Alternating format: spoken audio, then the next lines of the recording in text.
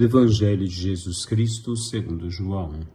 Naquele tempo, ao ouvirem as palavras de Jesus, algumas pessoas da multidão diziam: "Este é verdadeiramente o profeta." Outros diziam: "Ele é o Messias." Mas alguns objetavam: "Porventura, o Messias virá da Galileia? Não diz a Escritura que o Messias será da descendência de Davi e virá de Belém, povoado de onde era Davi?"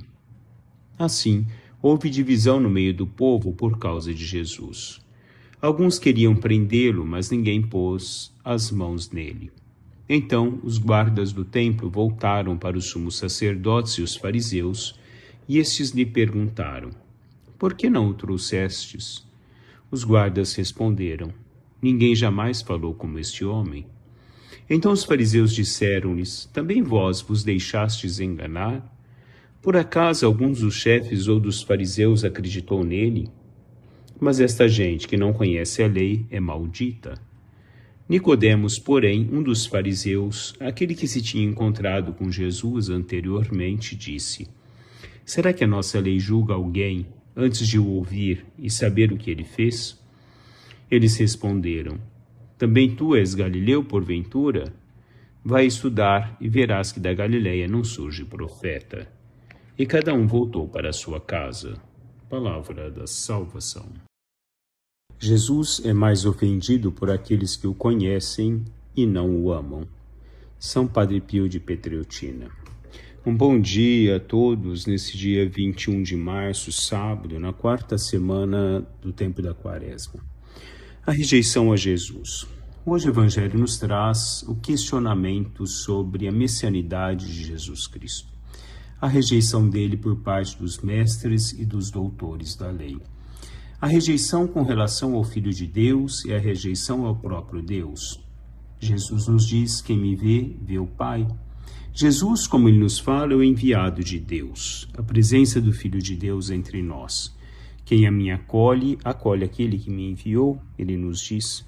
Quando nós rejeitamos a palavra de Deus, quando nós rejeitamos Jesus na nossa vida, nós rejeitamos ao próprio Senhor, o nosso Deus. Muitas vezes vivemos nesse mundo uma espiritualidade sem compromisso, uma religiosidade muito distante de um compromisso. Muitas vezes não passamos de cristãos, de católicos que apenas vão à missa e não passamos disso. A palavra de Deus não tem efeito em nós, a palavra de Deus não nos modifica, a palavra de Deus não nos mostra um caminho novo à nossa vida. Um caminho de serviço, um caminho de ação, um caminho de doação.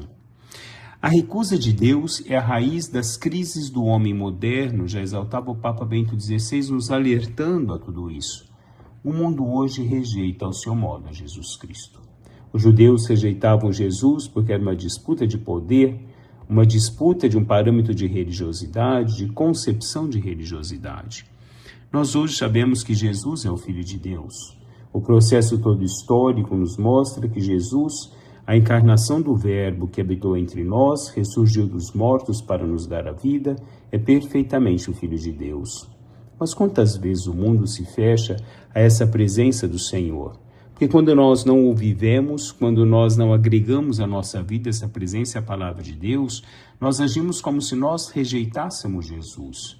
Viver na superficialidade da nossa religiosidade é rejeitar Deus, não é adentrar a esse mistério, viver o mistério de Deus no transcorrer da nossa vida. Papa Paulo VI, em 1968, já nos alertava que o drama do nosso tempo é que muitos vivem como se Deus não existisse. Nós vivemos muitas vezes a depravação do próprio ser do homem, da humanidade do homem, o dilaceramento do próprio ser, da alma do homem, que vive como se Deus não existisse.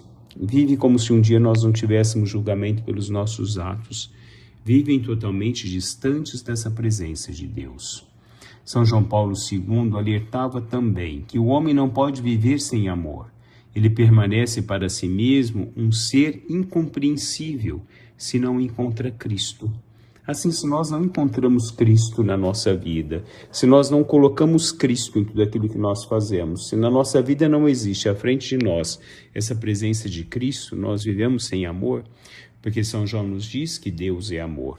quando nós não o colocamos na nossa vida, nas nossas relações, no nosso trabalho, nos nossos compromissos sociais, na nossa família, nós vivemos como se Cristo não existisse. Nós vivemos sem amor, nós vivemos sem a profundidade da espiritualidade do ser naquilo que nós não fazemos, ou daquilo que nós fazemos.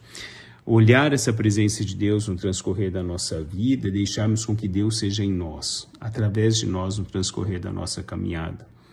Que fica o questionamento a cada um de nós. Será que eu coloco Cristo na minha vida? Será que Cristo realmente faz parte da minha vida?